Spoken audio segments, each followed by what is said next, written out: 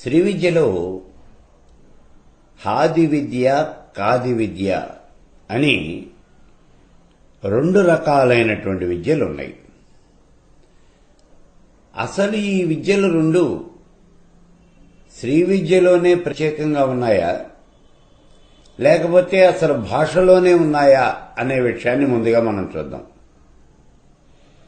అక్షర సమామ్నాయం అంటే వర్ణ సమామ్నాయం అంటారు. ఇదే ఆ నుంచి క్ష వరకు ఉండేటటువంటి అక్షరాలు 50 కూడా ఈ సమామ్నాయము అంటారు దీన్ని. ఈ అక్షర సమామ్నాయము అనేది రెండు రకాలుగా ఉంది. ఇది ఎలా వచ్చింది? అక్షర సమామ్నాయం ఏమిటి అంటే, నృత్తావసానే నటరాజరాజో సనాదడక్కానో పంచవారం ఉద్ధత్తు కామ సనకాది సిద్ధ. సనకాది సిద్ధులను ఉద్ధరించగోరినటువంటి వాడై సనక, సనందన, సనత్కుమార, సనత్సుజాత ఈ నలుగురు కూడా సిద్ధులు అని చెబుతూ ఉన్నాం మనం. ఇటువంటి ఈ సిద్ధ సమూహాన్ని ఉద్ధరించాలి అనేటటువంటి కోరిక కలిగినటువంటి వాడై ఆ శివుడు నృత్తావసానే నటరాజరాజో ఆయన తాండవం చేస్తూ ఉన్నప్పుడు, శివతాండవం చేస్తూ ఉన్నప్పుడు ఆ నటరాజు సనాదడక్క నవపంచవారం ఆయన చేతిలో ఉన్నటువంటి ఆ డక్కని నవపంచవారం 9, 5, 14 సార్లు ఆ డక్కని మోగించాడట. అలా మోగించినప్పుడు ఒక రకమైనటువంటి శబ్దము అనేది వినిపించింది. ఆ శబ్దాన్నే శివసూత్రములు అని అంటారు. దాన్నే మనం శివసూత్రములు అని అంటూ ఉన్నాం. ఇప్పుడు ఈ వచ్చినటువంటి శబ్దం పాణిని మహర్షికేమో వ్యాకరణంగా వినిపించిందట. అంటే అక్షర సమామ్నాయంగా వినిపించిందట. 14 సూత్రాలుగా వినిపించిందట. ఈ వచ్చినటువంటి ఈ 14 సార్లు మ్రోగించినటువంటి డక్కా నాదం, ఆ డమరుకం 14 రకాలైనటువంటి శబ్దం చేసింది. ఇవి 14 కూడా 14 సూత్రములు అలా వినిపించిందట పాణిని మహర్షికి. అలాగే భరతమునికి ఇదంతా కూడా నాట్యశాస్త్రంగా వినిపించిందట. ఇలా ఒక్కొక్కళ్ళకి ఒక్కొక్క రకంగా వినిపించింది ఈ డమరుకనాదం. ఇప్పుడు పాణిని మహర్షి తనకి వినిపించినటువంటి ఈ 14 రకాలైనటువంటి ఈ నాదాన్ని 14 సూత్రాలుగా తీసుకున్నాడు. ఇదే అక్షర సమామ్నాయం. దీని ఆధారంగా అష్టాధ్యాయి అనేటటువంటి వ్యాకరణ గ్రంథం రాశాడు. పాణిని రాసినటువంటి వ్యాకరణ గ్రంథం ప్రకారం ఆ నుంచి అహా వరకు అచ్చులు, కానీ హా నుంచి లా వరకు ఉన్నటువంటివి హల్లులు అని చెప్పాడు.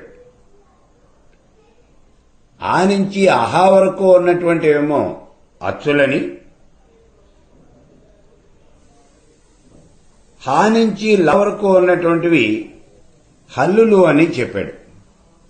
ఇదే మనం ప్రస్తుతము కొంతవరకు మనం వాడుకుంటూ ఉన్నాం. చూడండి, దీన్నే అచ్చులు అంటే ఆ నుంచి అహా వరకు అచ్చులు అనే విషయాన్ని మనం కూడా ఒప్పుకుంటున్నాం. కానీ హల్లు అనేటటువంటి పదం మాత్రం మనం వాడుతున్నాం. అది హా నుంచి లా వరకు ఉన్నటువంటిది అని మాత్రం మనం చెప్పటల్లా.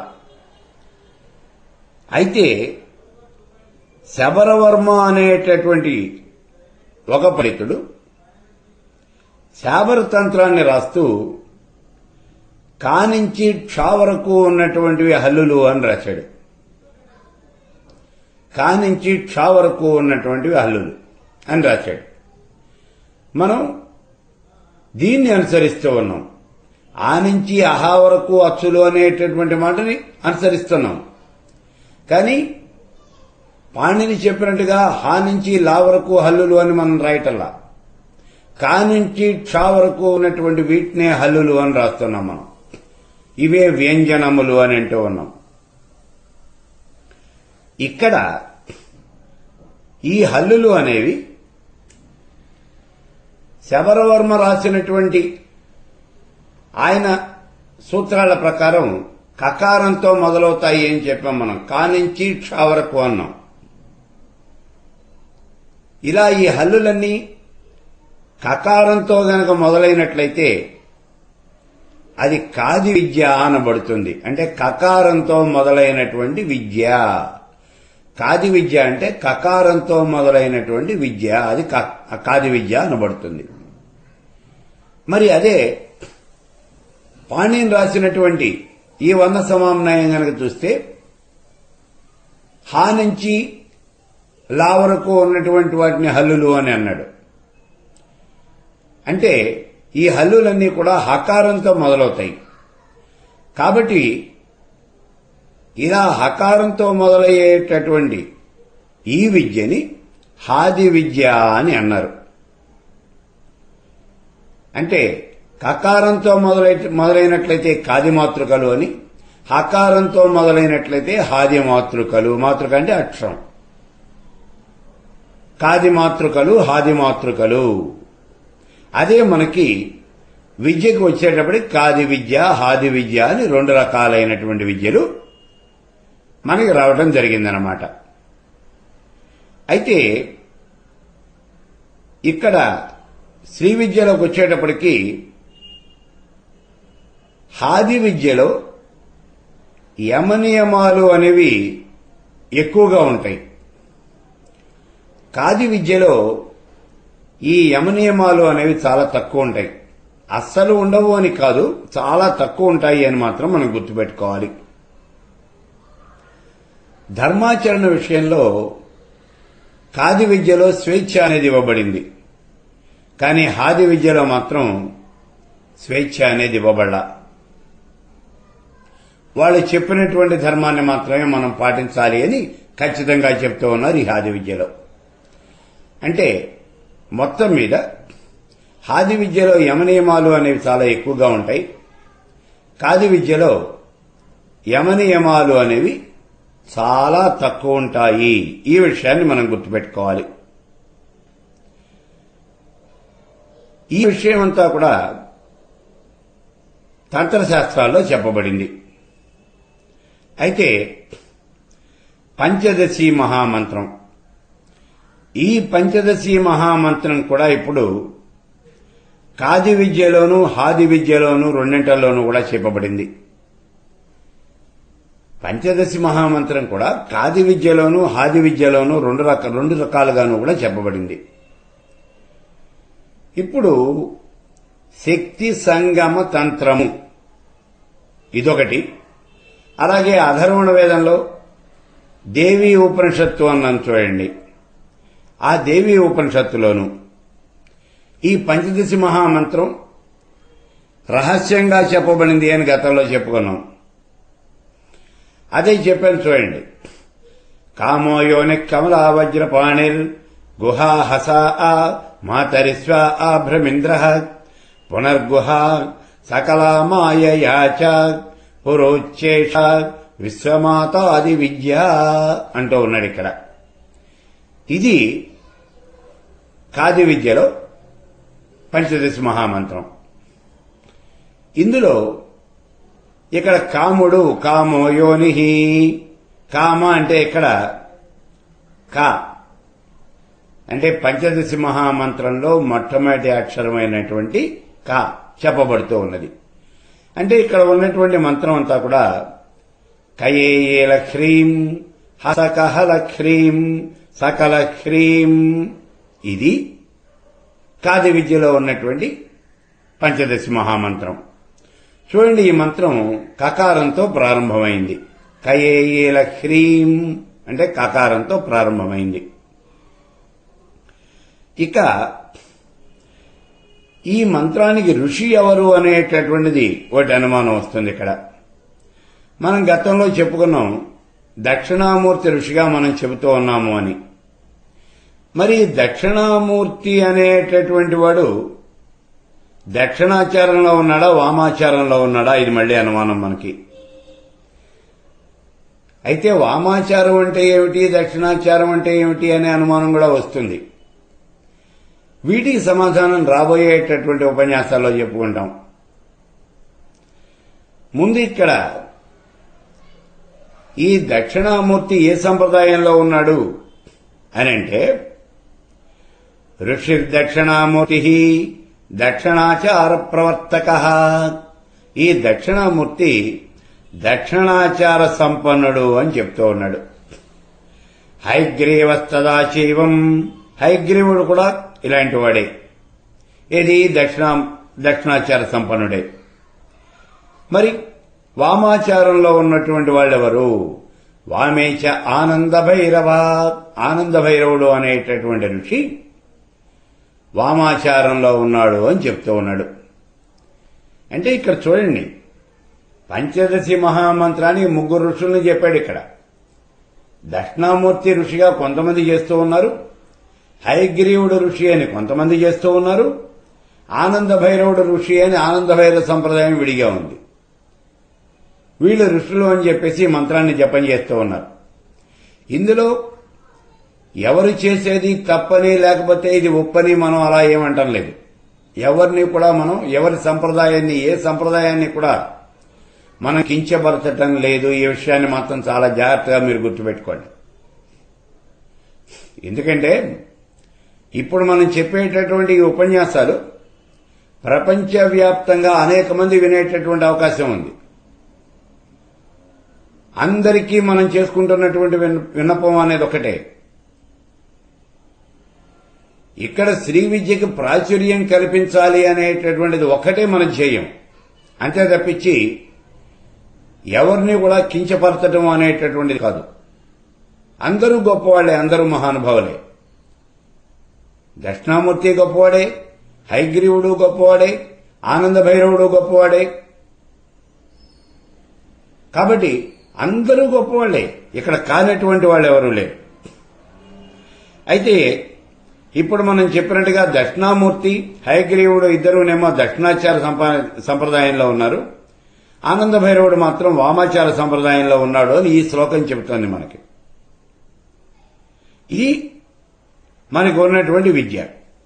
అయితే ఇదంతా కూడా కాది విద్య అని చెప్తూ ఉన్నాం మనం.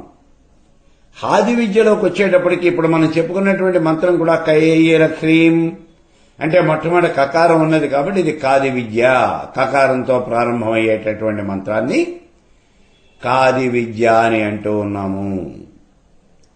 మరి హాది విద్య గనకైతే ఏమవుతుంది? హాది విద్య గనక అయినట్లయితే మంత్రంలో కొన్ని అక్షరాలు అనేవి మారుతాయి.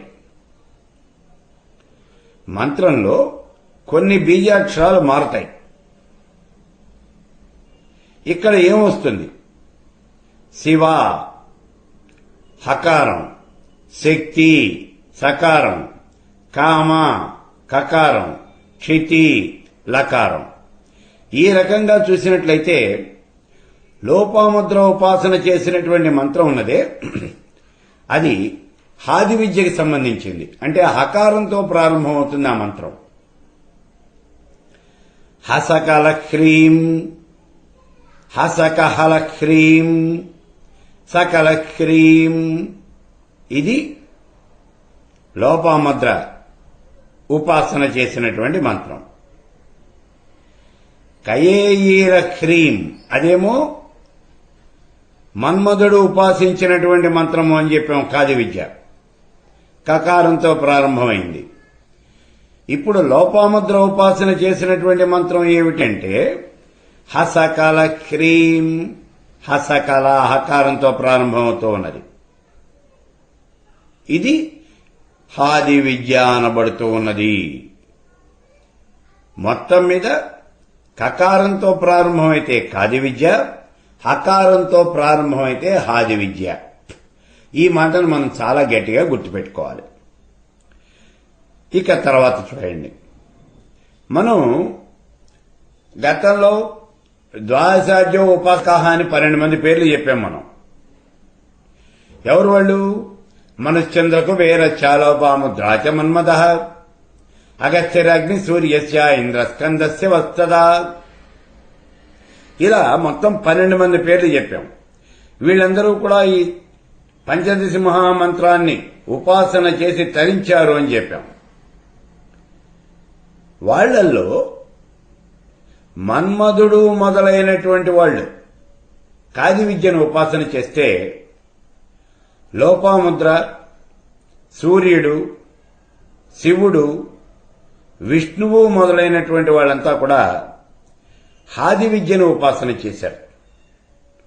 ఇక్కడ మనం 12 మంది ముఖ్యమైనటువంటి ఉపాసకులు అని చెబుతూ ఉంటే ఈ 12 మంది ఉపాసన చేసినటువంటి మంత్రాల్లోనూ కూడా తేడాలు ఉన్నాయి.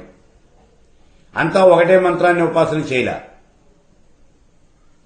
కానీ విద్య మాత్రం 2 రకాలుగానే ఉంది. అయితే కాది విద్య లేదా హాది విద్య అంతే. అంటే ఈ 12 మంది కూడా ఈ మంత్రాన్ని భిన్నమైనటువంటి రీతుల్లో ఉపాసన చేశారు. సరే, వాళ్ళు ఉపాసన చేసినటువంటి మంత్రాలు మనం ఇప్పుడేం చూడవలసిన అవసరం లేదు. కానీ ఇక్కడ మనం ఒక్కటి మాత్రం చూడాలి. 2 రకాలైనటువంటి విద్యలు ఉన్నాయి అనేటటువంటి విషయాన్ని మాత్రం మనం గుర్తుపెట్టుకోవాలి. ఈ 2 రకాలైనటువంటి విద్యలను తేషద్వామనురాజౌతు వరిష్ఠా వింజమర్దన లోపాముద్ర కామరాజ ఇది ఖ్యాతిముపాగతౌ. ఇలా 12 మంది రకరకాలైనటువంటి మంత్రాలని ఉపాసన చేసినప్పటికీ ఉన్నటువంటి రకాలు 2 కదా. ఒకటి కాది విద్య, రెండోది హాది విద్య. వీటిల్లో హాది మతంలోనేమో లోపాముద్ర ఉపాసన చేసినటువంటి మంత్రము, అలాగే కాది విద్యలో కామరాజు అంటే మన్మథుడు, ఈ మన్మథుడు ఉపాసించినటువంటి మంత్రము, ఈ 2 శ్రేష్టమైనటువంటివి అని చెప్తూ ఉన్నాడు. తేషద్వామనురాజౌతౌ వరిష్ఠా వింజమర్దన లోపాముద్ర కామరాజ ఇది ఖ్యాతింపాగతౌ. లోపాముద్ర కామరాజు, కామరాజు అంటే మన్మథుడు. వీళ్ళిద్దరూ ఉపాసన చేసినటువంటి ఈ మంత్రాలు మాత్రమే, అంటే ఒకటేమో హాది విద్య, రెండోదేమో కాది విద్య. అంటే మొత్తం మీద ఏం చెప్పదలుచుకున్నాడు ఇక్కడ? కాది విద్యని అనేక మంది ఉపాసన చేసినప్పటికీ, కాది విద్యలో ఈ మంత్రము అనేది అనేక రకాలుగా చెప్పినప్పటికీ, అందులో మన్మధుడు ఉపాసించినటువంటి మంత్రము ఇప్పుడు మనం చెప్పుకున్నటువంటిది కయేల హ్రీం హసకహల హ్రీం సకల హ్రీం అనే మంత్రం, ఇది మన్మధుడు ఉపాసన చేసింది. ఇది కాది విద్య. ఈ మంత్రం చాలా శ్రేష్టమైంది అన్నాడు. అలాగే హాది విద్యలో అనేక మంది ఈ మంత్రాన్ని ఉపాసన చేశారు. అనేక రకాలైనటువంటి మంత్రాలు ఉన్నాయి. ఉన్నప్పటికీ ఈ లోపాముద్ర ఉపాసన చేసినటువంటి మంత్రం ఉన్నదే, అది ఒక్కటే శ్రేష్టమైనటువంటిది అని చెప్పాడు. ఏమిటా మంత్రం? హసకల హ్రీం హసకహల హ్రీం సకల హ్రీం. ఇది హాది విద్యలో మంత్రం. బాగానే ఉన్నదండి. ఇప్పుడు హాది విద్యలో ఒకటి శ్రేష్టం అన్నారు, కాది విద్యలో ఇంకోటి శ్రేష్టం అన్నారు. మరి ఈ 2 మంత్రాల్లోనూ శ్రేష్టమైంది ఏది? ఇది మనకి అనుమానం. మళ్ళీ ఇప్పుడు చెప్తూ ఉన్నాడు, హాదిస్తు లోపాముద్రాస్య కామరాజాస్తు కాదిక. హాది మంత్రంలో లోపాముద్ర, కాది మంత్రంలోనేమో కామరాజ మంత్రం అయ్యా. తయోస్తు కామరాజోయం సిద్ధిదో భక్తిశాలిన. ఈ రెండింటిలో గనక చూసినట్లయితే లోపాముద్ర, లేకపోయినట్లయితే ఇక్కడ ఉన్నటువంటి ఈ కామరాజ మన్మధుడ, ఈ మంత్రాలు 2 గనక చూసినట్లయితే వీటిల్లో త్రయోస్తు కామరాజోయం, కామరాజు చెప్పినటువంటిది మన్మధుడు ఉపాసన చేసినటువంటి మంత్రం కయేల హ్రీం హసకహల హ్రీం సకల హ్రీం అనేటటువంటి ఈ పంచదశి మహామంత్రము ఇదే ఖ్యాతి చెందింది. తయోస్తు కామరాజోయం సిద్ధిదో భక్తిచారిణః. ఈ మంత్రమే చాలా ప్రశస్తమైనటువంటిది అని చెప్తూ ఉన్నాడు.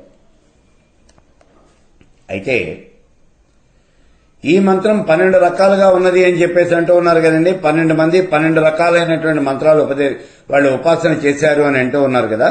మరి ఆ 12 రకాలైనటువంటి మంత్రాలు ఏమిటి, అవి మనకి దొరుకుతాయా? ఇలాంటి అనుమానాలు మీకు కొన్ని రావచ్చు. ఈ 12 రకాలైనటువంటి మంత్రాలు కూడా మనకి దొరుకుతాయి, మన దగ్గర ఉన్నాయి. ఇది ప్రస్తుతం మనకి వాళ్ళు ఏ మంత్రాన్ని ఉపాసన చేశారు అనే సంగతి అనవసరం. మనకు కావలసినటువంటి ముఖ్యమైనటువంటి మంత్రం ఏమిటి అంటే కాది మతంలో ఉన్నటువంటి మన్మధుడు ఉపాసన చేసినటువంటి మంత్రం ఇప్పుడు మనం చెప్పుకున్నటువంటిది. అదొక్కటే మనకు కావాలి. కాదు ఆ మంత్రాలు కూడా మేము తెలుసుకోవాలి, మాకు తెలుసుకోవాలనే కోరిక ఉన్నది అని కనుక మీరు అనుకుంటే, ఒకసారి నేను శ్రీ విద్యా పంచదశి అనేటటువంటి పుస్తకం ఒకటి రాశాను. పంచదశి మహామంత్రం మీద శ్రీ విద్యా పంచదశి అని ఒక పుస్తకం రాశాను. ఆ పుస్తకంలో ఈ 12 రకాలైనటువంటి మంత్రాలు, ఎవరెవరు ఏ మంత్రాన్ని ఉపాసన చేశారు, ఈ వివరాలన్నీ కూడా ఆ పుస్తకంలో ఉన్నాయి. మీకు ఒకవేళ కోరిక తీరకపోతే మీరు ఆ పుస్తకం చూడండి. అంతే తప్పించి ఆ పుస్తకం చూస్తే మీకు వచ్చేటువంటి ఉపయోగం అనేది ఏమీ పెద్దగా ఉండదు, కొత్తగా వచ్చే ఉపయోగమే ఉండదు. తర్వాత ఈ పంచదశి మహామంత్రము అనేది 3 ఖండాలుగా ఉన్నది అని గతంలో మనం చెప్పుకున్నాం. 3 కూటములుగా ఉన్నది అన్నాం. ఏమిటిది? వాగ్భవ కూటమి, కామరాజ కూటమి, శక్తి కూటమి అన్నాం. మరి ఈ మహామంత్రాన్ని ఉపాసన చేస్తే మనకి వచ్చేటటువంటి ఉపయోగము అనేటటువంటిది ఏమిటి? ఇది మనకు వచ్చేది అనుమానం. ఇక్కడ చూడండి, ఇందులో మొట్టమొదటి కూటమి వాగ్భవ కూటమి. ఈ కూటమిని గనక ఉపాసన చేసినట్లయితే దీనివల్ల పురుషార్థ సాధనతో మనకి వచ్చేటటువంటి బ్రహ్మవర్చస్సు వస్తుంది, అలాగే సద్బుద్ధి అనేది కలుగుతుంది. ఈ వాగ్భవ కూటమిలో బ్రాహ్మణుల చేత ఉపాసించబడేటటువంటి గాయత్రీ మహామంత్రం యొక్క సారమంతా కూడా చెప్పబడింది. ఈ వాగ్భవ కూటము అనేది ఋగ్వేదాత్మకము. ఇక రెండవ కూటమి చూడండి. ఈ రెండవ కూటమిలో పురుషార్థాల్లో మధ్యలో ఉన్నటువంటి 2 అర్ధకామాలు, ఈ అర్ధకామాలు 2 కూడా ఇక్కడ లభిస్తాయి. మరి దీంట్లో ఛందస్సు ఏమిటి అంటే క్షత్రియుల చేత ఉపాసించబడేటటువంటి త్రిష్టపు ఛందస్సు అనేది ఇక్కడ చెప్పబడింది. ఈ కూటమిని ఉపాసన చేస్తే మానవుడి యొక్క కోరికలన్నీ తీరతాయి, అభిష్టాలన్నీ కూడా ఫలప్రదమవుతాయి. ఇది యజుర్వేదాత్మకము. ఇప్పుడు మూడవ కూటమి చూడండి. ఇది శక్తి కూటమి. ఇది సామవేదాత్మకం.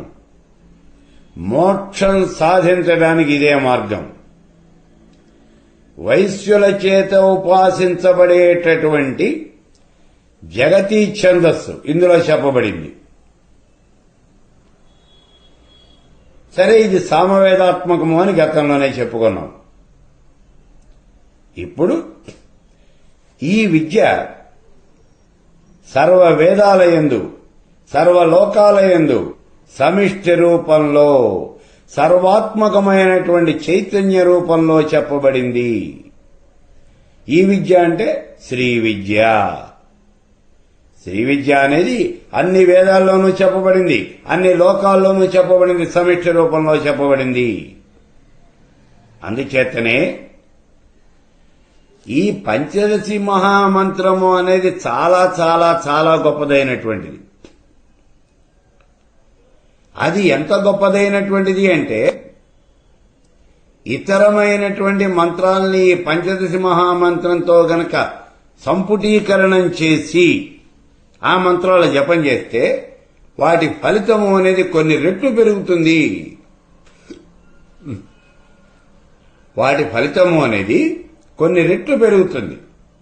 అందుకే ఈ మంత్రాన్ని ఇతర మంత్రాలతో సంపుటీకరణం చేసి జపం చేయటం కూడా జరుగుతూ ఉన్నది. అసలు సంపుటీకరణం అంటే ఏమిటి? ప్రత్యేకమైనటువంటి ఏదో ఒక ప్రయోజనాన్ని ఆశించి ఒక మంత్రాన్ని ఇంకో మంత్రంతో పూర్తిగా గాని లేదా కొంత భాగం గాని కలిపి జపం చేసినట్లయితే దాన్ని సంపుటీకరణ అని అంటారు. పంచదశి మహామంత్రం అనేది సర్వోత్తమమైనటువంటి మంత్రం. దీన్ని మించినటువంటి మంత్రము అనేది ఇంకోటి ఎక్కడా కూడా లేదు ఈ జగత్తులో. అందుకే ఇతర మంత్రాలతో ఈ పంచదశి మహామంత్రాన్ని గనక సంపుటం చేసినట్లయితే ఆ మంత్రాలు త్వరగా సిద్ధిస్తాయి. వాటి ఫలితము అనేది కొన్ని రెట్లు పెరుగుతుంది. అంటే ఆ మంత్రాలని కూడా త్వరగా ఫలితాన్ని ఇస్తాయి. వాటి నుంచి వచ్చేటటువంటి ఫలితం కూడా కొన్ని రెట్లు పెరుగుతుంది.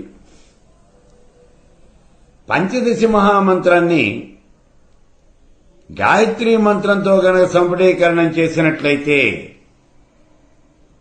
దానివల్ల వచ్చేటటువంటి ఫలితం 10 రెట్లు పెరుగుతుంది. అంటే మనకి చిన్న ఉదాహరణ ఏమిటి అంటే ఇక్కడ గాయత్రి మంత్రం 10,000 సార్లు చేయాలనుకోండి. ఇప్పుడు ఆ మంత్రాన్ని పంచదశి మహామంత్రంతో సంపుటీకరణం చేసి ఈ గాయత్రి మంత్రాన్ని 1000 సార్లు కనుక జపం చేస్తే విడిగా గాయత్రి మంత్రం 10,000 సార్లు జపం చేసినటువంటి ఫలితము మనకి సిద్ధిస్తుంది. ఇది ఇక్కడ ఉన్నటువంటి రహస్యం. ఇదే విధంగా శైవ వైష్ణవ ఈ మంత్రాలన్నీ కూడా పంచదశి మహామంత్రంతో సంపుటం చేయటము అనేది జరుగుతూ ఉంది. ఉదాహరణకి మనం 2-3 మంత్రాలు అసలు ఏ మంత్రాన్ని ఎలా సంపుటీకరణం చేస్తారు, ఏ మంత్రాలు చేస్తారు, 1-2 మంత్రాలు చూద్దాం. ఉదాహరణకి మనకి బాలామంత్రం ఉంది. ఈ బాలామంత్రంతో గనక పంచదశిని సంపుటీకరణం చేసినట్లయితే దాన్ని సౌభాగ్య విద్య అని అంటారు. సౌభాగ్య పంచదశి అని అంటారు. అలాగే గణపతి మంత్రంతో గనక ఈ పంచదశి మహామంత్రాన్ని సంపుటం చేస్తే దాన్ని విద్యా గణపతి అని అంటారు. గోపాల మంత్రంతో గనక సంపుటం చేస్తే గోపాల సుందరి అని అంటారు. ఇవన్నీ మంత్రశాస్త్రంలో ఉన్నాయి, కొత్తవేం కాదు. ఇలా సంపుటం చేసినటువంటివన్నీ కూడా మనకి మంత్రశాస్త్రంలో ఉన్నాయి. ఇలా సంపుటం చేస్తే ఆ మంత్రముల జపం చేస్తే వచ్చేటటువంటి ఫలితము అనేది కొన్ని రెట్లు పెరుగుతుంది. ఇది మంత్రశాస్త్రం చెబుతోంది మనకి. కారణం ఏమిటి అంటే అన్ని మంత్రాల్లోకి అతి గొప్పదైనటువంటిది పంచదశి మహామంత్రము. ఇంత శక్తివంతమైనటువంటి మంత్రము అనేది ఇంకోటి ఎక్కడా కూడా లేదు. అందుకే ఈ మంత్రాన్ని మిగిలినటువంటి వాటితో మిగిలిన మంత్రాలతో సంపుటం చేయటం అనేది జరుగుతుంది. ఇది పంచదశి మహామంత్రాన్ని గురించి కొంతవరకు విషయం. అయితే మంత్రాన్ని గురించి చెప్పుకునేటప్పుడు మంత్రం యొక్క అర్థం ఏమిటి అనే విషయం కూడా మనం తెలుసుకోవాలి, తప్పనిసరిగా తెలుసుకోవాలి. అర్థం తెలుసుకుని ఆ తర్వాత మాత్రమే మంత్రాన్ని జపం చేయాలి. లేకపోతే అంటే మంత్రానికి అర్థం తెలియకుండా జపం గనక చేసినట్లయితే దానికి ఫలితం అనేది ఉండదు. మంత్రార్థం తెలియకుండా చేసినటువంటి జపం అనేది ఉన్నదే అదంతా కూడా బూడిదలో పోసినటువంటి పన్నీరు అవుతుంది. ఏం ఉపయోగం ఉండదు, వ్యర్థం అయిపోతుంది. అందుకే అంటూ ఉన్నారు ఇక్కడ, నా అర్ధజ్ఞాన విహీనంచ శబ్దస్వోచ్చారణం ఫలతి భస్మిన్ వన్యవిహీనేన ప్రక్షిప్తం హవిర్జలతి. అంటే అగ్నిహోత్రంలో ఏదైనా ఒక ద్రవ్యాన్ని వేసినట్లయితే అది మండుతుంది. అగ్నిహోత్రం లేనటువంటి బూడిదలో గనక ద్రవ్యాన్ని వేసినట్లయితే అది ఎలా మండుతుంది? అసలు అదంతా వ్యర్థమైపోతుంది. అంటే బూడిదలో పోసినటువంటి పన్నీరు అవుతుంది. అలాగే అర్థం తెలియకుండా మంత్రాన్ని గనక జపం చేస్తే ఆ జపం అంతా కూడా వ్యర్థమైపోతుంది.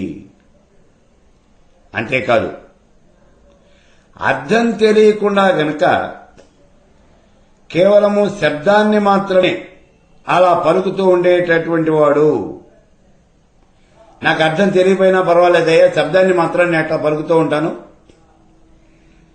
అర్థం తెలియకుండా శబ్దాన్ని మాత్రమే పలుకుతూ ఉండేవాడు అంటే మంత్రజపం చేసేటటువంటి వాడు మంచి గంధపు చెక్కల్ని మోసుకెళ్లేటటువంటి గాడిదకి ఏ రకమైనటువంటి ఉపయోగం ఉంటుందో, ఇలా అర్థం తెలియకుండా జపం చేసేవాడికి కూడా అదే రకమైనటువంటి ఉపయోగం ఉంటుంది అని చెప్పి భాస్కర్ రాయలు వారు అంటూ ఉన్నారు. గాడిద మీద బరువులు వేసి తీసుకెడుతూ ఉంటాం మనం. దాని మీద మంచి గంధపు చెక్కలు వేసి తీసుకెళ్లినా ఒకటే, బండరాళ్లు వేసి తీసుకెళ్లినా ఒకటే, దానికి తేడా అనేది ఏముండదు.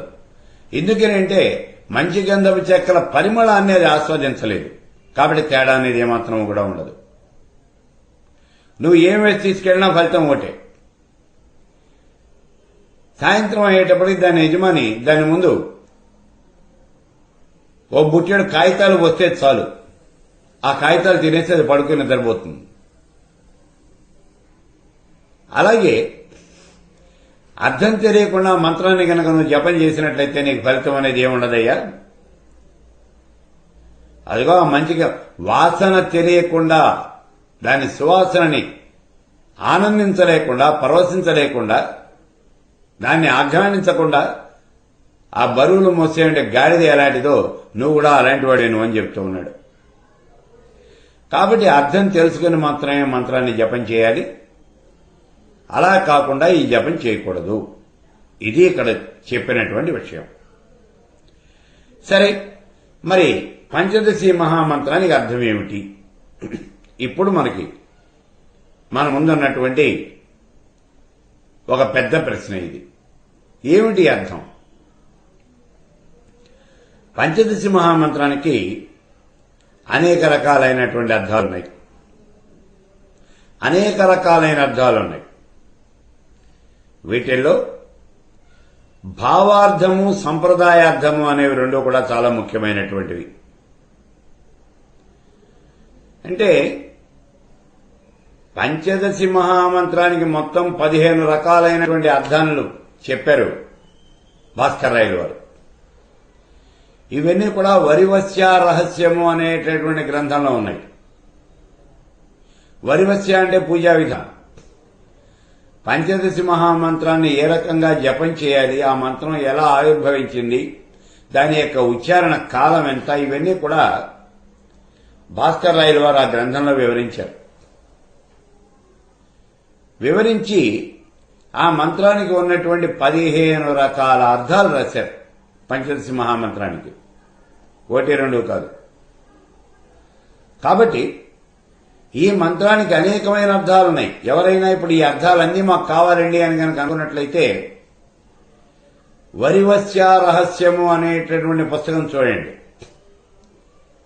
దాన్ని నేనే తెలుగులో రాశాను. మీకు సామాన్యంగా కావలసినటువంటి పుస్తకాలన్నీ కూడా నేను రాస్తున్నాను.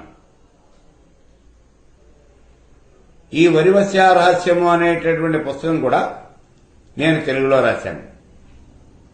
కాబట్టి ఆ పుస్తకం మీరు చూడొచ్చు.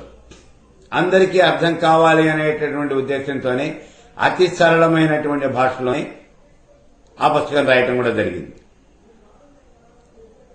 కాబట్టి 15 రకాలైన అర్థాలు ఏమిటి అంటే అందులో చూసుకోవచ్చు మీరు. అది మామూలుగా బయట దొరుకుతుంది. అంతేకాదు అది కూడా దాన్ని ఏదో అంటారు చూడండి, సాఫ్ట్వేర్ కాపీ అనే నెట్ కాపీ అనే ఏదో అంటారు. అంటే అది కూడా మీకు ఆ వెబ్సైట్లో దొరుకుతుంది. ఇప్పుడు నా పుస్తకాలన్నీ కూడా మీకు వెబ్సైట్లో చాలా వరకు మీకు కావలసిన పుస్తకాలన్నీ వెబ్సైట్లో ఉన్నాయి. పుస్తకం కొనుక్కోవాలంటే కొనుక్కోండి, లేదా వెబ్సైట్లో పుస్తకాన్ని చదువుకోండి. మాకేం అభ్యంతరం అనేది లేదు. 10 మందికి ఆ పుస్తకంలో ఉన్నటువంటి విషయం చేరాలి అనేటటువంటి ఉద్దేశంతోనే ఈ పుస్తకాలన్నీ కూడా వెబ్సైట్లో పెట్టడం అనేది జరిగింది. ఆ పుస్తకాలు మీరు చదువుకోవాలి అన్నా లేదా డౌన్లోడ్ చేసుకోవాలి అన్నా మా దగ్గర నుంచి మీరేమీ కూడా పర్మిషన్లు అనేవి తీసుకోవాల్సిన అవసరం లేదు. అలా అని మాకేవో డబ్బులు చెల్లించవలసిన అవసరం అంతకన్నా లేదు.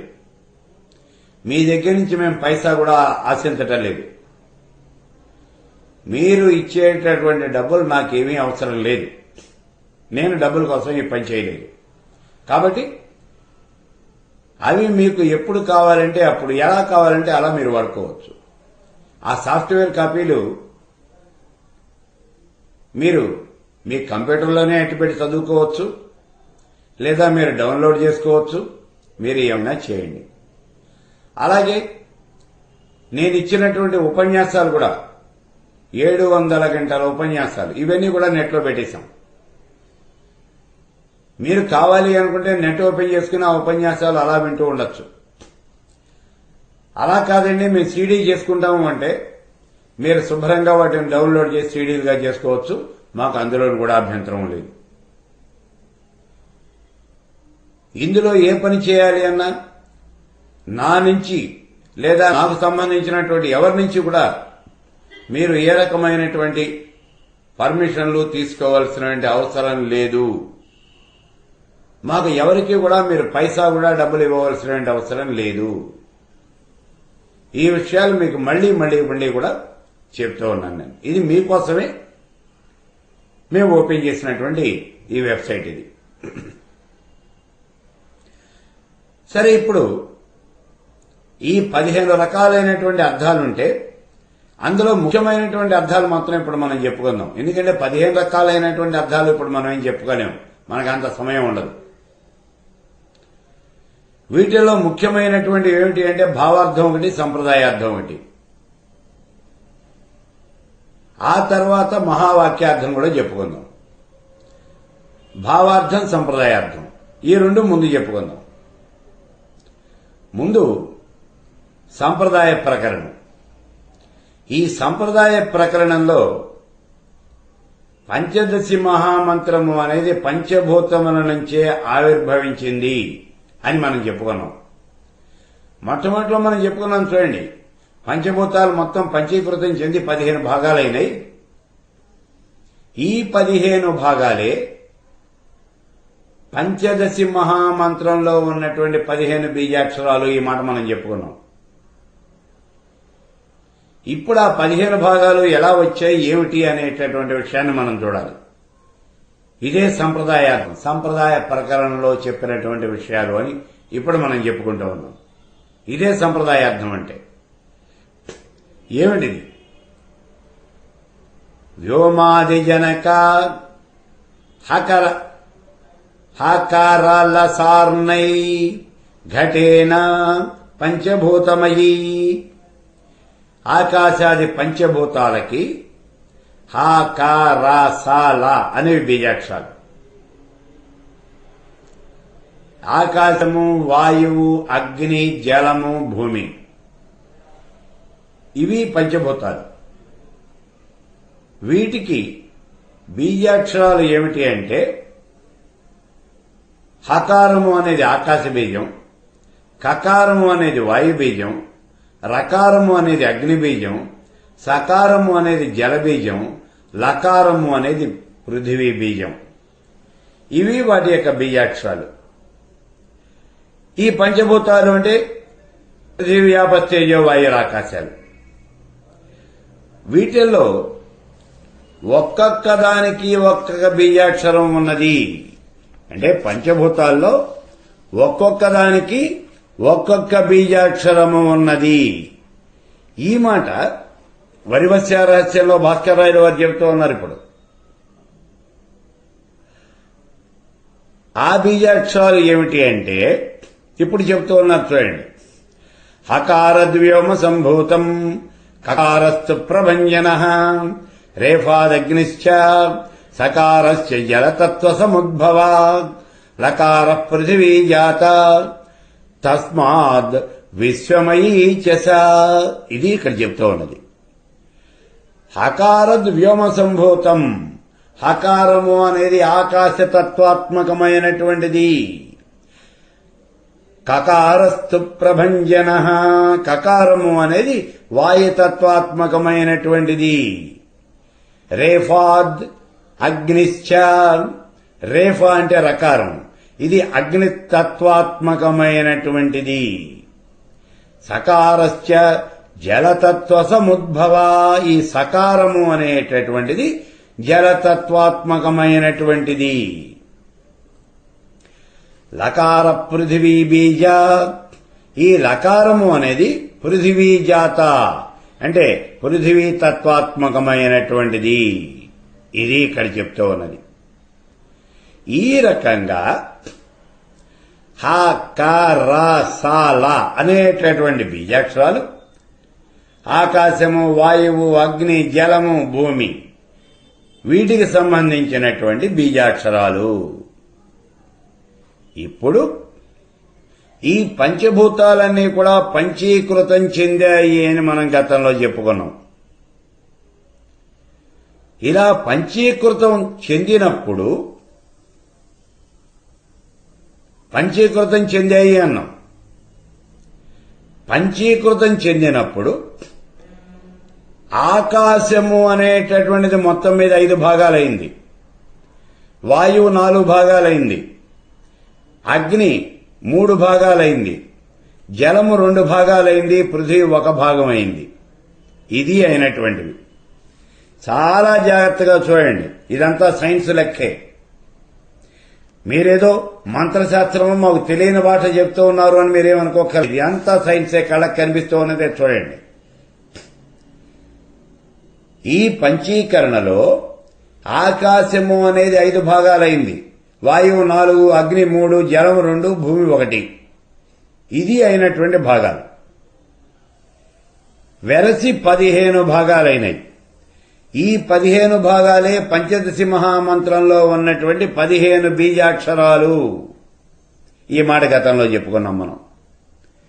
అయితే మనం చెప్పుకున్న విషయాన్ని మనం అక్కడే మర్చిపోయి ఉంటాం. ఇప్పటిదాకా గుర్తుండదు.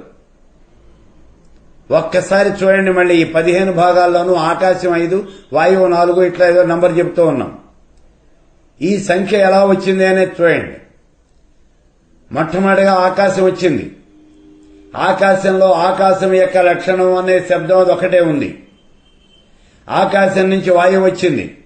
వాయువులో వాయువు లక్షణమైనటువంటి స్పర్శ, ఆకాశ లక్షణమైనటువంటి శబ్దము 2 ఉన్నాయి. వాయువు నుంచి అగ్ని వచ్చింది. అగ్నిలో ఆకాశం లక్షణం శబ్దం, వాయువు లక్షణం స్పర్శ, అగ్ని లక్షణం రూపం 3 ఉన్నాయి. అలాగే అగ్ని నుంచి జలం వచ్చింది. ఇందులో ఆకాశ లక్షణం శబ్దం, వాయు లక్షణం స్పర్శ, అగ్ని లక్షణం రూపం, జలము యొక్క లక్షణం రసం. ఈ 4 ఉన్నాయి. ఆఖరికి భూమి వచ్చింది, పృథివీ. ఇందులో ఆకాశ లక్షణమైనటువంటి శబ్దం, వాయు లక్షణమైన స్పర్శ, అగ్ని లక్షణమైన రూపం, జలం లక్షణమైనటువంటి రసం, భూమి యొక్క లక్షణమైనటువంటి గంధం. 5 లక్షణాలు ఉన్నాయి. ఇవే భాగాలు ఇక్కడ అయింది. అంటే ఇప్పుడు ఏమవుతూ ఉన్నది? వరుస 15 భాగాలు. భూమిలో మొత్తం 5 లక్షణాలు ఉన్నాయి. అంటే భూమిలో 5 భాగాలున్నాయి. జలంలో 4, అగ్నిలో 3, 5, 4, 9, 3, 12, వాయువులో 2, 14, ఆకాశంలో 1 ఉంది, 15. మొత్తం 15 భాగాలైనవి. ఇక్కడ విచిత్రం ఏమిటి అంటే జాగ్రత్తగా చూడండి. వీటిల్లో 5 భూతాలలోనూ, పంచభూతాలు అంటే పృథివీ, ఆపస్తేజో, వాయురాకాశాలు 5. ఈ 5 భూతాల్లోనూ ఆకాశము అనేది ప్రతిదాంట్లోనూ ఉంది. కాబట్టి ఆకాశం అనేది 5 భాగాలైంది. ఆకాశంలో ఆకాశం ఉంది, వాయువులో ఉంది, అగ్నిలో ఉంది, జలంలో ఉంది, భూమిలో ఉంది. కాబట్టి ఆకాశానికి 5 భాగాలు వచ్చినాయి. మరి వాయువుకి ఏమైంది?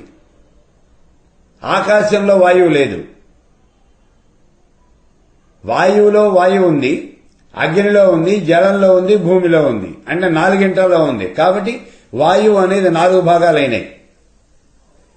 ఇలాగే అగ్నిలో, జలంలో, భూమిలో 3 భాగాలున్నాయి. జలము, భూమి 2 భాగాలే ఉన్నాయి. భూమి అనేది ఒక భూమిలోనే ఉంది. కాబట్టి భూమి ఒక భాగంగానే ఉంది. ఈ రకంగా మనం చూసినట్లయితే ఈ 15 భాగాలు ఏమిటి అంటే ఆకాశం 5 భాగాలు, వాయువు 4, భూమి, ఆ తర్వాత అగ్ని అనేది 3, జలము 2, భూమి 1. 5, 4, 9, 3, 12, 2, 14, 1, 15 వెరసి 15 భాగాలైనవి. ఈ 15 భాగాలే 15 బీజాక్షరాలై పంచదశి మహామంత్రంగా అలరారుతూ ఉన్నది అని చెప్తూ ఉన్నాం. ఇది సంప్రదాయ ప్రకరణం అంటే. ఈ 15 భాగాలే 15 బీజాక్షరములై పంచదశి మహామంత్రంలో అలరారుతూ ఉన్నాయి. ఇది ఇక్కడ మనం చెప్తూ ఉన్నది. ఇప్పుడు ఈ మంత్రంలో గనక మనం లెక్కబెట్టినట్లయితే ఇలాగే 15 అక్షరాలు రావాలి మనకి. ఇలాగే 15 అక్షరాలు రావాలి. అంటే ఏమిటి? ఆకాశానికి సంబంధించినటువంటి బీజాక్షరం ఏమిటి ఇక్కడ? హకారం. ఆకాశం ఎన్ని భాగాలైంది? 5 భాగాలు. కాబట్టి పంచదశి మహామంత్రంలో హకారాలు 5 ఉండాలి. చాలా జాగ్రత్తగా చూడండి. చాలా గొప్పదైనటువంటి సైన్స్ ఇది. పంచదశి మహామంత్రంలో హకారాలు 5 ఉండాలి. ఎందుకని అంటే ఆకాశం 5 భాగాలైంది. ఆకాశం యొక్క బీజం హకారం. ఇది 5 ఉండాలి. ఇక వాయువు 4 భాగాలైంది. వాయువు యొక్క బీజం కకారం. కాబట్టి 4 కకారములు ఉండాలి. ఇక రకారం, అగ్ని యొక్క బీజం రకారం. అగ్ని 3 భాగాలైంది. కాబట్టి ఈ మంత్రంలో 3 రకారాలు ఉండాలి. ఉన్నాయో లేదో తర్వాత చూద్దాం. ముందు ఉండాల్సినటువంటి సంఖ్య గుర్తుపెట్టుకోండి. ఇక జలం, ఇది 2 భాగాలు ఉంది. జలం యొక్క బీజం ఏమిటి అంటే సకారం. కాబట్టి పంచదశి మహామంత్రంలో 2 సకారాలు ఉండాలి. ఇక పృథివీ, భూమి అనేది ఒక భాగమే ఉంది. భూమి యొక్క బీజం లకారం. ఇప్పుడు ఈ పంచదశి మహామంత్రంలో 1 లకారం ఉండాలి. ఇది మనకు ఉండవలసినటువంటివి. 5 హకారాలు, 4 కకారాలు, 3 రకారాలు, 2 సకారాలు, 1 లకారము వెరసి 15 అక్షరాలు ఈ పంచదశి మహామంత్రంలో ఉండాలి. ఉన్నాయా లేదా ఇప్పుడు మనం చూద్దాం. ఉన్నాయో లేదో మనం వెరిఫై చేసుకుందాం. ఒకసారి చూసి ఆ మంత్రాన్ని చూసి వెరిఫై చేద్దాం. ఇక్కడ చూడండి, ఇలా హకారాలు 5 కూడా ఉన్నాయి. ఎలా ఉన్నాయి? ఎలా ఉన్నాయి అంటే ఈ మంత్రంలో 2వ కూటమి ఉందో చూడండి, హసక హల హ్రీం. ఈ 2వ కూటమిలో 2 హకారాలు ఉన్నాయి. హసక హల 2 సార్లు చెప్తున్నాం హకారం. కాబట్టి 2వ కూటమిలో 2 హకారాలు ఉన్నాయి. ఇక మంత్రంలో 3 హ్రీంకారాలు ఉన్నాయి. హ్రీంకారము అంటే హకారానికి గుడి దీర్ఘము రావత్తు రేఫ. కాబట్టి అందులో 3 హకారాలు ఉన్నాయి. హ్రీంకారాల్లో ఉన్నటువంటి 3 హకారాలు, 2వ కూటమిలో ఉన్నటువంటి 2 హకారాలు వెరసి 5 హకారాలు ఇక్కడ ఉన్నాయి. కాబట్టి మొట్టమొదటిది సరిపోయింది. ఇక రెండవది ఏమిటి? కకారము. ఇక్కడ ఇబ్బంది వస్తోంది. కకారాలు 4 ఉండాలి. వాయు బీజమైనటువంటి వాయుతత్వాత్మకమైనటువంటి ఈ కకారాలు 4 ఉండాలి. అయితే మంత్రంలో చూడండి, ఒక్కొక్క కూటమిలోనూ ఒక్కొక్కటి తప్పున 3 కూటముల యందు 3 కకారాలే ఉన్నాయి తప్పించి 4వ కకారం అనేది లేదు.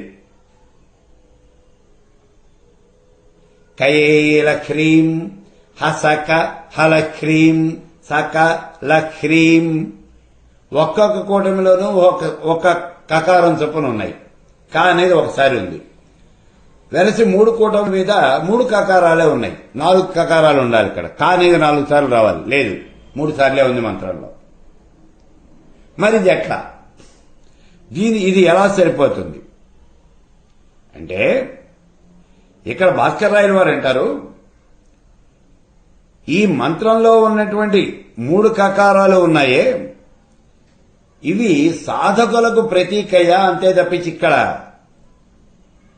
అవి వాయుతత్వం కాదు, సాధకులకు ప్రతీక అన్నారు. సాధకులకు ప్రతీక ఏమిటి అంటే, సాధకులు 3 రకాలుగా ఉంటారు అని చెప్తూ ఉన్నాడు. ఎవరు వీళ్ళు? కకారత్రయ వాచ్యస్తు సకల ప్రళయాకళ విజ్ఞాన కేవలశ్చేతి త్రిప్రకార ఉపాసకా. ఉపాసకులు మొత్తం 3 రకాలుగా ఉంటారు. ఎవళ్ళు వీళ్ళు? సకలులు, ప్రళయాకళులు, విజ్ఞాన కేవలశ్చేతి. విజ్ఞాన కేవలలు అని చెప్పి 3 రకాలుగా ఉంటారు అని చెప్తూ ఉన్నారు. ఈ 3 రకాలైనటువంటి ఈ ఉపాసకులకి కూడా ఈ మంత్రంలో ఉన్నటువంటి 3 కకారములు ప్రతీక అని చెప్తూ ఉన్నారు ఈ భాస్కర్ రాయల వారు. మరి ఈ 3 రకాలైనటువంటి ఉపాసకులు ఏమిటి? సకలుడెవరు, ప్రళయాకరులెవరు, విజ్ఞాన కేవలుడెవరు అంటే, ఈ శరీరంలో మనం ఈ మంత్రాన్ని ఉపాసన చేసేటప్పుడు శరీరం అనేది 3 భాగాలుగా చేయబడుతూ ఉన్నది. శరీరం మొత్తం మీద 19 చక్రాలు ఉన్నాయి. మనం మామూలుగా చెప్పుకుంటూ ఉంటాం, శరీరంలో 6 చక్రాలు ఉన్నాయండి, 7వది సహస్రారం అని చెప్తూ ఉంటాం మనం. కాదు, ఇప్పుడు మొత్తం 19 రకాలైనటువంటి చక్రాలు ఉన్నాయి అంటున్నారు. ఇవన్నీ కూడా సూక్ష్మ చక్రాలు. ఈ 19 చక్రాలు మొత్తం 3 భాగాలుగా చేయబడుతూ ఉన్నాయి. 3 భాగాలుగా చేయబడుతూ ఉన్నాయి. అవి ఎలాగా ఏమిటి అంటే, ఇక్కడ చూడండి, ఈ ఉపాసకుల్ని ముగ్గురిని అసలు 3 రకాలైనటువంటి ఉపాసకుల్ని చెప్తూ ఉన్నారు ముందు. ఆజ్ఞాంతం సకలం ప్రోక్తం తతఃసకల నిష్కలం ఉన్మణ్యంతం పరే స్థానం నిష్కలంచతిధాస్థితం. అంటే ఆజ్ఞాచక్రం వరకు ఆ పరమేశ్వర స్వరూపాన్ని ధ్యానం చేసేటటువంటి వాళ్ళు, ఈ షట్చక్రాలను ధ్యానం చేసేవాళ్ళు ఎవరైతే ఉన్నారో వాళ్ళు సకలులు అని అంటూ ఉన్నారు. అలాగే అక్కడి నుంచి సహస్రారం వరకు ధ్యానం చేసేటటువంటి వాళ్ళని సకల నిష్కలులు అని అంటూ ఉన్నారు. ఆ తర్వాత పరాస్థానంలో ఆ దేవతని ఉపాసన చేసేవాళ్ళని వాళ్ళు పూర్తిగా నిష్కళులు అని అంటూ ఉన్నారు. ఆజ్ఞాచక్రం వరకు ఆ దేవిని ధ్యానం చేసేటటువంటి వాళ్ళేమో సకలులు, మొట్టమొదటి భాగం. 3వ భాగం పరాస్థానం. ఆ పరాస్థానంలో పరమేశ్వరుని ధ్యానం చేసేవాళ్ళేమో నిష్కలులు. ఈ మధ్యలో అంటే ఆజ్ఞాచక్రం దగ్గర నుంచి సహస్రారం దాకా ఉండేటటువంటి ఈ ప్రదేశంలో ఆ దేవిని ధ్యానం చేసేవాళ్ళు ఎవరైతే ఉన్నారో వాళ్ళని సకల నిష్కలులు అని అంటూ ఉన్నారు. వాళ్ళని ఇందాక శ్లోకంలో విజ్ఞాన కేవల చేతి, మొట్టమొదటి వాళ్ళని సకలులన్నాం, 2వ వాళ్ళని అంటే 3వ వాళ్ళని ప్రళయాకలులు అన్నాం, ఈ మధ్యలో ఉన్నటువంటి వాడిని విజ్ఞాన కేవలలు అని అన్నాం. వాళ్ళని ఇక్కడ సకల నిష్కలులు, కొంచెంసేపు ఇటు ఉంటారు అని చెప్తూ ఉన్నాడు. అంటే ఇక్కడ అసలు ఈ 3 భాగాలైనటువంటి ఉపాసకులు ఎవరు అని అంటే, ఆజ్ఞాచక్రం వరకు ఉపాసన చేసేవంటి సకలలో ఉన్నారు చూడండి. వీళ్ళంతా కూడా లౌకికవాదులు. ఈ లోకంలో సిరి సంపదలు, భోగభాగ్యాలు ఇవన్నీ కూడా మాకు కావాలి అని చెప్పి ఆ పరమేశ్వర స్వరూపాన్ని ధ్యానం చేసేటటువంటి వాళ్ళు, లౌకికమైనటువంటి సుఖాల కోసం పాకులాడేటటువంటి వాళ్ళు, వీళ్ళు సకలులు. మూడో వాళ్ళు ఎవరు? మాకు ఈ లోకంతో పని లేదు, కేవలం మాకు కావలసినటువంటిది మోక్షమేను అని చెప్పేటటువంటి వాళ్ళు పరాస్థానంలో ఆ పరమేశ్వర స్వరూపాన్ని ధ్యానం చేస్తారు. వాళ్ళు నిష్కలులు, కోరికలేవి కూడా లేనటువంటి వాళ్ళు. మరి ఈ మధ్యలో ఉన్నటువంటి వాళ్ళు ఉన్నారు చూడండి, సకల నిష్కలులు అని అంటూ ఉన్నారు. అంటే అటు ఇటు ఈ రెండు కూడా మారుతూ ఉంటారు వీళ్ళు. ఇలా ఏమైనా ఆధ్యాత్మికమైనటువంటి విషయాలు విన్నప్పుడు, అవునండి ఏముంది, జగత్తంతా కూడా ఒట్టి భ్రమ, కళ్ళకు కనిపించేది ఏది కూడా శాశ్వతం కాదు, ఇవాళ ఉన్నవాడు రేపు ఉంటాడు, నేను నమ్మకం లేడు, మనం అంతేనండి. వీళ్ళకి శ్మశాన వైరాగ్యం, ప్రసూతి వైరాగ్యం, ఇలాంటి వైరాగ్యాలన్నీ వస్తూ ఉంటాయి ఆ క్షణంలోనే, తర్వాత మళ్ళీ పోతూ ఉంటాయి. కాబట్టి వీళ్ళు కసేపు కొట్టుమిట్టాడుతూ ఉంటారు. వీళ్ళనే సకల నిష్కలులు అని అంటారు. మరి వీళ్ళని విభజన చేయటం ఎట్లాగా అంటే, ఆజ్ఞాచక్రం దాకా ఉపాసన చేసేవాళ్ళనేమో సకలులన్నాం, పరాస్థానంలో ఉపాసన చేసేవాళ్ళు నిష్కలులన్నాం, ఈ మధ్యలో ఉపాసన చేసేటటువంటి వాళ్ళందరినీ కూడా సకల నిష్కలులు అని చెప్పాం. ఇప్పుడు శరీరంలో మొత్తం 19 చక్రాలు ఉన్నాయి అని గతంలో చెప్పుకున్నాం. ఏమిటవి? ఇందులో ఈ 19 చక్రాలు 3 జట్లుగా ఉంటాయి. మొదటి జట్టులో 9, రెండవ జట్టులో 9, మూడవ జట్టులోకి వచ్చేటప్పటికి ఒక్కటే ఉంటుంది. 9, 9, 1 వెరసి 19 చక్రాలు ఈ శరీరంలో ఉన్నాయి అన్నాడు. ఏమిటి 19 చక్రాలు అంటే, మొట్టమొదటి జట్టును చూడండి ముందు. ఇవన్నీ కూడా యోగిని హృదయంలో చెప్పబడ్డాయి. యోగిని హృదయము అని చెప్పి శ్రీ విద్యాపరమైనటువంటి గ్రంథం అది. అందులో చెప్పారు ఈ విషయాలన్నీ కూడా. ఆ యోగిని హృదయము అనేటటువంటి ఆ గ్రంథానికే నేను రాసినటువంటి వ్యాఖ్య శ్రీ విద్యా హృదయము, అది నేను తెలుగులో రాశాను. ఇక్కడ చూడండి, అకులే విషు సంజ్ఞేచ శాక్తౌ వన్నే తదా పునః నా భావనాహుతా సిద్ధే లంబికాగ్రే భువంతరే. ఇవి మొట్టమొదట ఉన్నటువంటి 9 చక్రాలు, మొట్టమొదటి జట్టు. ఏమిటి ఇందులో? అకులము అని అంటూ ఉన్నాడు. అకులము అంటే ఆధార చక్రానికి కూడా కిందగా ఉన్నటువంటి సహస్రదళ పద్మము. ఆధార చక్రానికి కింద ఒక సహస్రదళ పద్మం ఉన్నదట, అది అకులము అని అంటూ ఉన్నారు. శరీరంలో మొత్తం 2 సహస్రదళాలు ఉన్నాయన్నమాట. కింద ఒకటి, పైన ఒకటి. ఆధార చక్రానికి కింద ఒకటి, ఆ పైన షట్చక్రాలు దాటిన తర్వాత ఒకటి. ఒకటి అకులమని, రెండోది కులము అని పిలుస్తూ ఉంటారు వీటిని. అకులము, కులము, ఇది అకులం అంటే.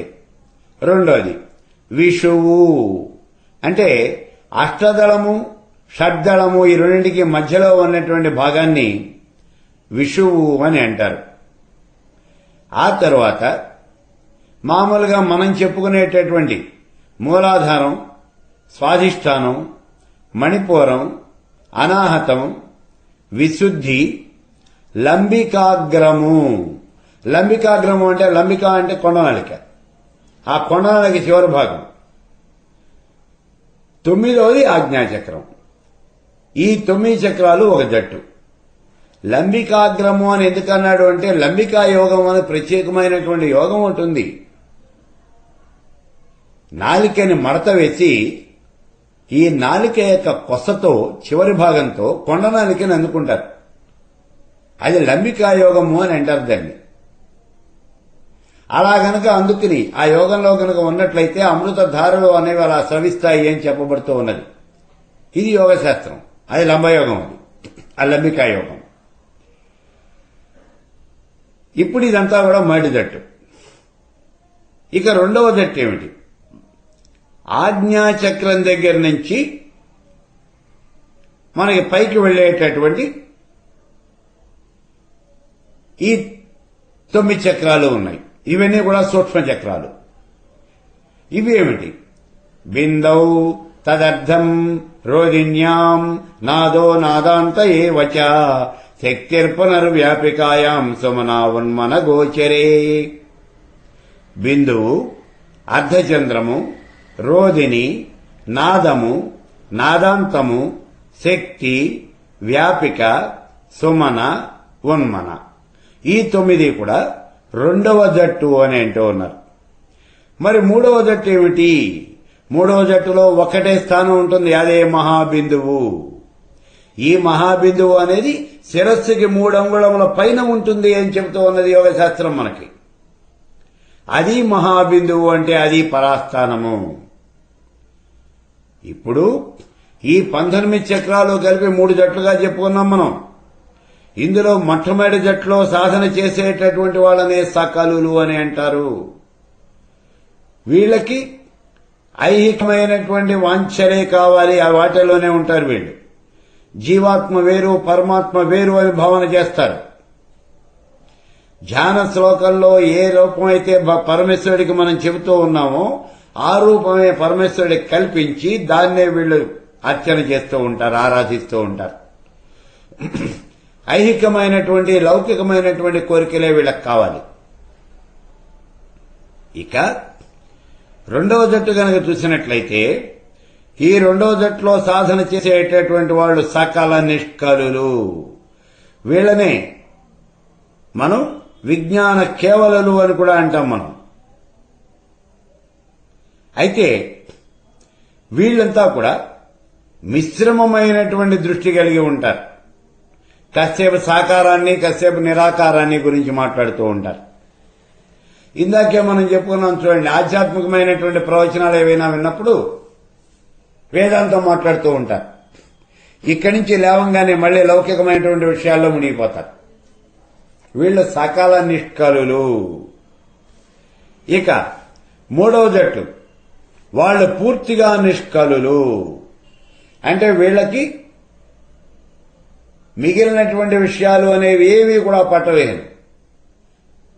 వీళ్ళకి కావలసినటువంటిది ఏమిటి అంటే పరమేశ్వర స్వరూపం సాక్షాత్కారం, పరమ పదం, అదే సాయుధ్యం, అదే ముక్తి, అదే వీళ్ళకి కావాలి. ఇంకా వీళ్ళకి ఏమీ అక్కర్లేదు. వీళ్ళు కేవలము మోక్షవాదులు. వీళ్ళు నిర్గుణోపాసన మాత్రమే చేస్తూ ఉంటారు. ఈ విధంగా ఈ సాధకులంతా కూడా మూడు భాగాలుగా, 3 రకాలుగా చెప్పబడుతూ ఉన్నారు. సకలులు, నిష్కలులు, సకల నిష్కలులు అని. ఇప్పుడు పంచదశి మహామంత్రంలో ఉన్నటువంటి ఈ 3 కకారాలు ఈ సాధకులను చూపిస్తూ ఉన్నాయి అని చెప్తూ ఉన్నాడు. మరి అట్లా అయ్యేటైతే పంచదశి మహామంత్రంలో వాయు బీజం ఎక్కడుంది? వాయువు 4 భాగాలుగా ఉంది కదా. మరి ఇప్పుడు వాయు బీజము అనేది ఎక్కడ ఉన్నది? ఇది అనుమానం వచ్చేది. భాస్కరాయలు వారు అంటున్నారు, ఈకారాన్నే ఇక్కడ వాయు బీజంగా తీసుకోవాలి అని చెప్తూ ఉన్నారు. దీన్ని వాయు బీజంగా తీసుకోవాలి అన్నారు. మరి ఈ ఈకారము అనేది 4 సార్లు ఉన్నదా? ఎందుకంటే 4 ఈకారాలు ఉండాలి, వాయు బీజం 4 సార్లు ఉండాలి. ఉన్నది. ఎలాగా అంటే మొట్టమొదటి కూటమిలో కయేఈల హ్రీం ఈ మొట్టమొదటి కూటమిలో ఉంది. తర్వాత 3 హ్రీంకారాల్లోనూ కూడా ఈకారము అనేది ఉన్నది, 3 సార్లు ఉంది. మొత్తం మీదకి వచ్చేటప్పటికీ ఈ హ్రీంకారము అనేటటువంటిది ఈకారము అనేది మొట్టమొదటి కూటమిలో ఒకసారి ఉంది, 3 హ్రీంకారములందు ఇది ఉంది. వెరసి 4 వాయుబీజములు సరిపోతూ ఉన్నాయి. ఇలా వాయుబీజాలు 4 ఉన్నాయి. ఇక అగ్నిబీజం అయినటువంటి రకారం, ఈ రకారం 3 ఉండాలి. 3 రకారాలు ఉండాలి. మంత్రంలో 3 హ్రీంకారాలు ఉన్నాయి. హ్రీంకారము అంటే హకారం కింద రేఫా అనేది ఉంది. ఇది 3 చోట్ల ఉంది కాబట్టి 3 రకారాలు కూడా ఉన్నాయి. ఇక జలబీజం, ఇది సకారం. ఈ సకారము అనేది 2 సార్లు ఉండాలి. 2 సకారాలు ఉండాలి. ఉన్నది 2 సకారాలు. ఎక్కడ ఉంది? హసకహల హ్రీం సకల హ్రీం. 2వ కూటమిలో 1 సకారం ఉంది, 3వ కూటమిలో 1 సకారం ఉంది. వెరసి 2 సకారాలు ఉన్నాయి. కాబట్టి జలబీజం అయినటువంటి ఈ సకారం 2 సార్లు ఉన్నది. ఇది సరిపోయింది. ఇక ఆఖరిది ఏమిటి అంటే పృథ్వీ బీజం. ఈ పృథ్వీ బీజం ఎన్నిసార్లు ఉండాలి? 1 భాగమే ఉంది పృథివీ, కాబట్టి 1 బీజమే ఉండాలి. కానీ పంచదశి మహామంత్రంలో చూస్తే ఈ పృథివీ బీజం అనేది 3 సార్లు ఉంది. 3 కూటములో ఎందుకు ఉంది చూడండి. కయేల హసకహల సకల 3 కూటముల ఎందుకు కూడా లకారము అనేది ఉంది. మరి ఒక్కటే కదా ఉండాల్సింది, 3 ఉన్నాయి ఎందుకని అని అంటే, ఓరి పిచ్చిమానవుడా, ఇక్కడ భూమి అనేటటువంటి జగత్తు అనేటటువంటిది ఏమిటంటే భూలోకం ఒకటే కాదు. భూలోక భోర్లోక సువర్లోకాలయ ముల్లోకాలు కలిపితేనే ఇక్కడ భూలోకం ఈ జగత్తు అవుతూ ఉన్నది. ఈ బ్రహ్మాండం అంటే ముల్లోకాలు కలిపే చెప్పాలి తప్పించి ఒక భూలోకాన్ని చెప్పడానికి వీల్లేదు. అందుకని ముల్లోకాలకి ప్రతీకగా 3 లకారాలు ఉన్నాయి అని చెప్తూ ఉన్నారు. ముల్లోకాలకి భూలోక భోర్లోక సువర్లోకాలకి 3ంటికి కూడా ప్రతీకగా ఈ పంచదశి మహామంత్రంలో 3 లకారాలు ఉన్నాయి. అందుకే చూడండి శ్రీచక్రంలో కూడా భూపురము అన్నప్పుడు అక్కడ 3 గీతలు ఉంటాయి, 3 రేఖలు ఉంటాయి. భూపుర త్రయము అని చెబుతూ ఉన్నాం. అక్కడ కూడా 3 ఉంటాయి. ఈ భూపురము అనేది త్రయం ఉంటుంది అక్కడ. అవి ఏమిటి అంటే భూలోక భోర్లోక సువర్లోకాలకు ప్రతీక అని చెబుతూ ఉన్నాం మనం. కాబట్టి ఈ రకంగా మిగిలినవన్నీ సరిపోయినాయి. ఇప్పుడు చూడండి పంచదశి మహామంత్రము అనేటటువంటిది ఈ సంప్రదాయ ప్రకరణంలో ఎంత గొప్పగా వివరించబడిందో చూడండి. ఇటువంటి ఈ వివరణ అనేది ఇక ఈ మంత్రశాస్త్రంలో ఏ మంత్రానికి కూడా ఉండదు. అంత గొప్పదైనటువంటిది ఈ పంచదశి మహామంత్రం అంటే. సైంటిఫిక్ గా కూడా ఇది ప్రూవ్ అవుతుందన్నమాట. అటువంటి గొప్పదనం కలిగినటువంటిది ఈ పంచదశి మహామంత్రం శ్రీ విద్య. ఇప్పుడు మొత్తం మీద గనక మనం ఈ 15 అక్షరాలు చూసినట్లయితే హకారము అనేది ఆకాశతత్వం. ఇది మొత్తం 5 భాగాలుగా ఉంది. కాబట్టి ఈ మంత్రంలో 5 హకారాలు ఉండాలి. ద్వితీయ ఖండంలో 2 హకారాలు ఉన్నాయి. అలాగే 3 హ్రీంకారాలందు 3 హకారాలు ఉన్నాయి. వెరసి 5 హకారాలు ఉన్నాయి. ఇక ఈకారం వాయుతత్వం కింద ఈకారాన్ని తీసుకోవాలి అని చెప్పారు భాస్కర్రాయలు వారు. ఇప్పుడు ఈ ఈకారాన్ని తీసుకున్నట్లయితే ప్రథమ ఖండంలో 1, 3 హ్రీంకారముల యందు 3, వెరసి 4 ఈకారాలు ఉన్నాయి. ఇది వాయువు 4 భాగాలు కాబట్టి 4 వాయు బీజాలు సరిపోయినాయి. ఇక రకారాలు 3 ఉండాలి. 3 హ్రీంకారముల యందు 3 రేఫలు ఉన్నాయి. 3 రకారాలు సరిపోతున్నాయి. సకారాలు 2 ఉండాలి. ద్వితీయ ఖండంలో 1, తృతీయ ఖండంలో 1, 2 సకారాలు ఉన్నాయి. జలం 2 భాగాలకి 2 సకారాలు సరిపోతూ ఉన్నాయి. అలాగే లకారాలు 3 ఖండాల్లోనూ 3 లకారాలు ఉన్నాయి. మరి 1 ఉండాలి కదా? కాదు, భూమి అనేటటువంటిది 1. కానీ ఇక్కడ భూలోక భోర్లోక సువర్లోకాలు మొత్తం కలిపితేనే, కింద 7 పైన 7 14 లోకాలు కలిపితేనే బ్రహ్మాండం అవుతుంది. ఈ బ్రహ్మాండానికి ఆవిడ పరమేశ్వరి. భూలోకానికి కాదు. అందుకని చెప్పి భూలోక, భోర్లోక, సువర్లోకాలకి, 3 లోకాలకి ప్రతీకగా ఈ మంత్రంలో 3 లకారములు ఉన్నాయి. 3 ఉన్నప్పటికీ ఇక్కడ ఈ లకారాలన్నీ కలిపి 1గానే మనం లెక్క పెట్టాలి అని చెప్తున్నారు. ఈ రకంగా పంచదశి మహామంత్రము అనేది పంచభూతాలకి ప్రతీక, చరాచర జగత్కి ప్రతీక. ఇది ఆ పంచదశి మహామంత్రానికి ఉన్నటువంటి సంప్రదాయార్థం.